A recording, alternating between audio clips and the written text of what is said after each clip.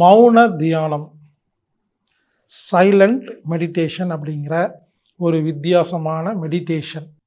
பொதுவாக நம்ம உடம்புக்கு தலை சிறந்த மருந்து என்ன அப்படின்னா லங்கனம் பரம ஔஷதம் அப்படிங்கிறாங்க. அது உண்ணா நோன்பே தலை சிறந்த மருந்து.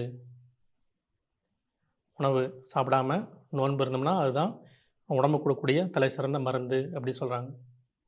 அப்போது அதே போல் மனசுக்கு தலை சிறந்த மருந்து என்ன, தியானத்தில் சிறந்த தியானம் என்ன, தலை சிறந்த தியானம் என்ன, எது மைண்டுக்கு நல்லா சூட் ஆகும் அப்படின்னு கேட்டோம்னா இதுலேயே தலை சிறந்த மருந்து அப்படிங்கிறது மௌனம். பேசாமல் இருக்கக்கூடியது தான் தலை சிறந்த மருந்து. இது பேசாமல் இருக்கிறதுனா வாயில் பேசாமல் இருக்கிறது மட்டும் கிடையாது, நம்ம மனசால் நம்முடைய புத்தினால் நம்ம பேசாமல் இருக்கிறது தான் இங்கே முழுமையான மௌனம்ங்கிறது. சாதாரணமாக நம்ம வீட்டில் வாரத்தில் ஒரு நாள் மௌன விரதம் இருந்திருப்போம்.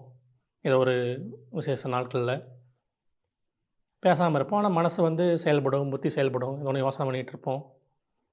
மனம் எங்கேயோ போயிட்டுருக்கோம். மனசை நம்ம அலைவாய் விடுவோம். ஆனால் வாய் மட்டும் நம்ம பேசாமல் இருப்போம். இது ஒரு மௌன விரதம். அதனால தான் இது அந்த மாதிரியான மௌன விரதம் கிடையாது. இது ஒரு முழுமையான மௌன விரதம். முழுமையான மௌன விரதம்னா வாய் மட்டும் பேசாமல் இருக்கிறது கிடையாது.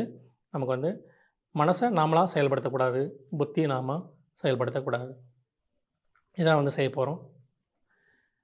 எடுத்தோடனே நீங்கள் ஒரு அரை மணி நேரம் செய்யுங்க அப்படிங்கிறது நம்ம சொல்ல போகிறதில்ல. ஒரு 5 நிமிஷம் மட்டும் நம்ம ப்ராக்டிஸ் செய்யலாம். எதுக்காக அப்படின்னு பார்த்திங்கன்னா, இது எளிமையாக எல்லாத்துக்கும் சாத்தியமாகும். நீங்கள் ஏதோ ஒரு வீட்டில் வேலை செஞ்சுட்ருக்கீங்க, ஒரு சமையல் பண்ணுறீங்க, ரொம்ப அலுப்பாக இருக்குது, ரொம்ப டென்ஷனாக இருக்குது, ரொம்ப கஷ்டப்பட்டு அந்த வேலைகள் செஞ்சுருக்கீங்க, டயர்டாக இருக்குது, உடம்பு சோர்வாக இருக்குது அப்படின்னா ஒரு 5 நிமிஷம் நம்ம மௌனத்தில் இருந்தோம்னா என்ன ஆகும் பார்த்திங்கன்னா, மனசுக்கு ஓய்வு கிடைக்கும்.